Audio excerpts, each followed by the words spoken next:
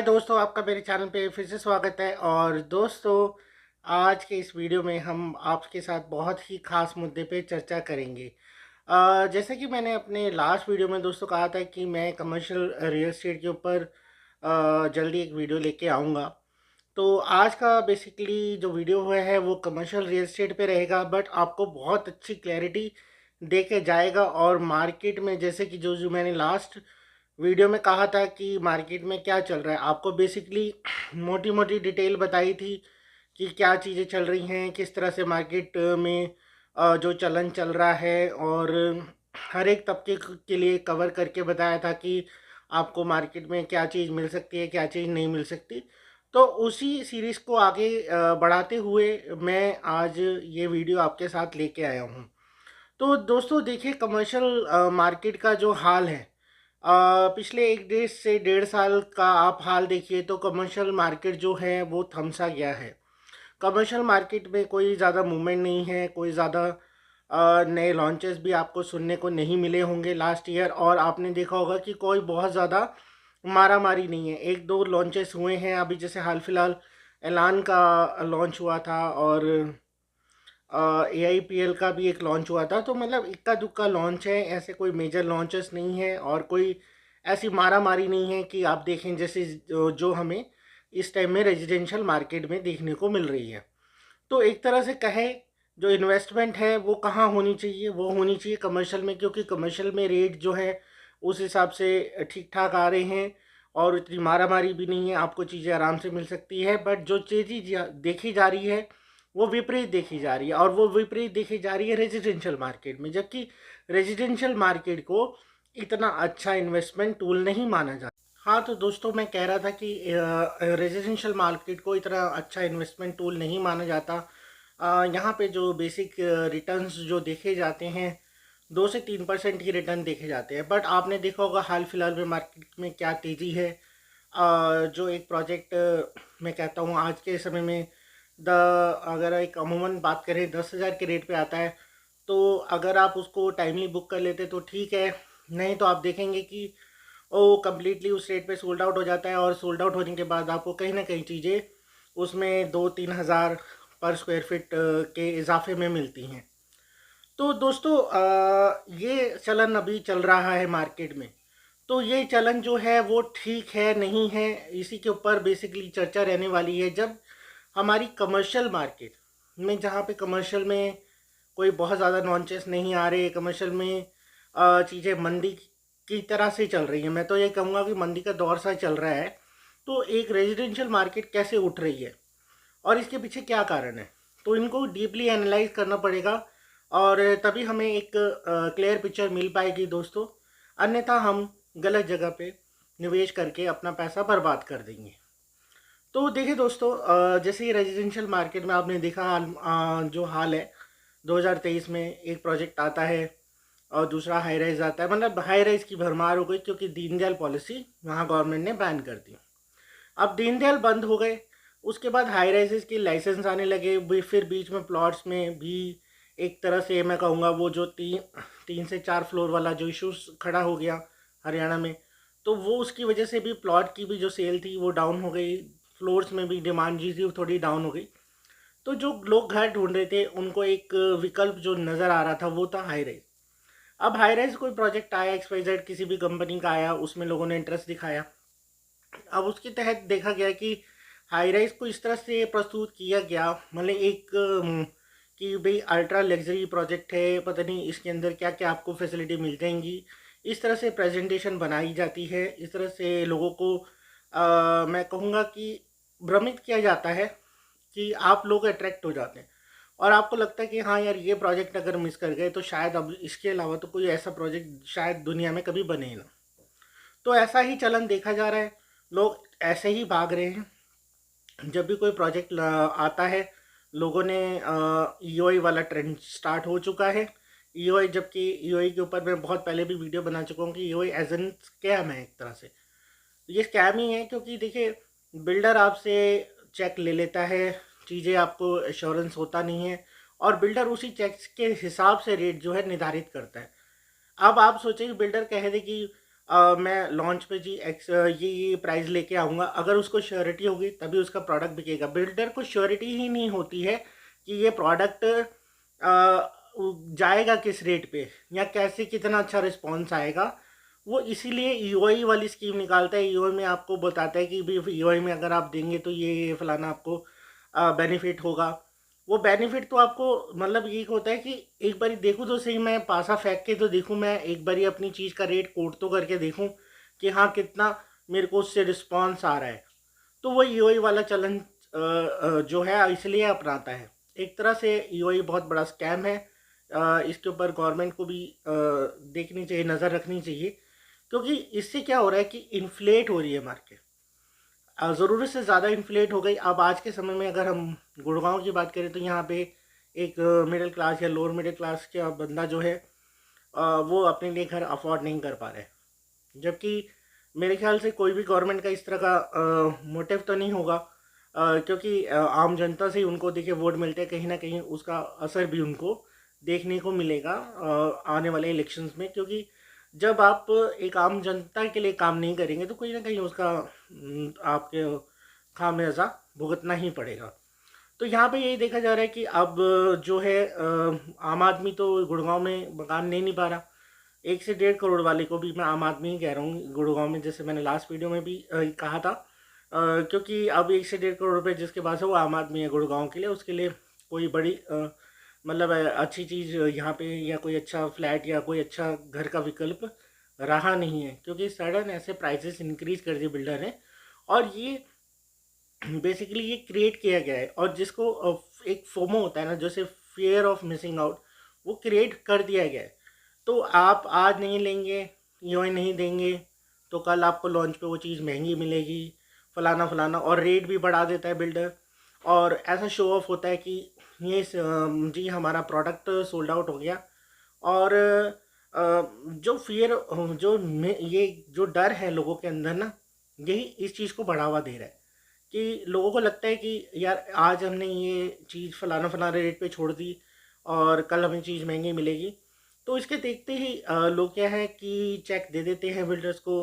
और जो बिल्डर है मैं कहूँगा इस टाइम में अच्छे खासे मुनाफे कमा रहे हैं इस चीज़ के या इस स्कीम से, ईओआई वाली स्कीम से। और पर जो एक्चुअल में देखिए इन्वेस्टर है या एंड यूज़र है जो भी निवेश कर रहा है मार्केट में, क्या वो सही रेट पे चीज़ें बाय कर रहा है, ये बहुत बड़ा क्वेश्चन मार्क है। क्योंकि जिस रेट पे आप बाय कर रहे हैं उसके बाद अगर आपकी चीज़ उस रेट पे रीसेल नहीं होती है तो आप अल्टीमेटली लॉस में रहेंगे। और सम हाउ देखिए रियल स्टेट में जो इन्वेस्टमेंट होती है वो आपको पता है रिस्की भी होती है। कोई भी निवेश जो होता है रिस्की तो होता ही है।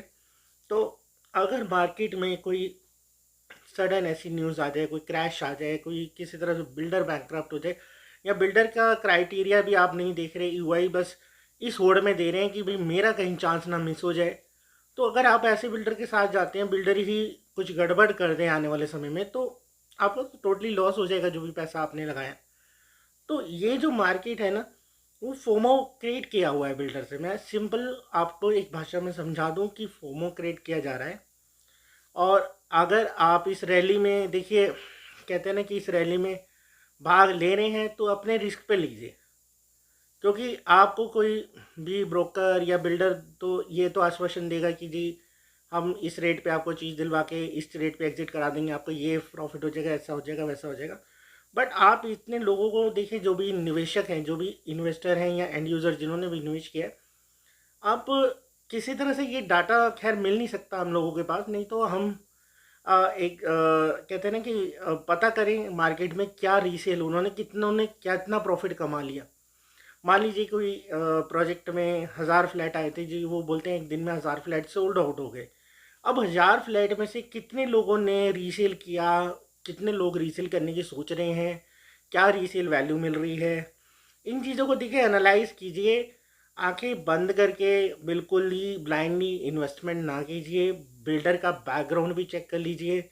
अगर बिल्डर की क्रेडिबिलिटी अच्छी नहीं है तो हो सकता है आप ये जो होड़ लगी हुई है ना, फोमो, उसके चक्कर में आप अपना पैसा का मतलब अच्छे खासे पैसे का नुकसान ना कर लें।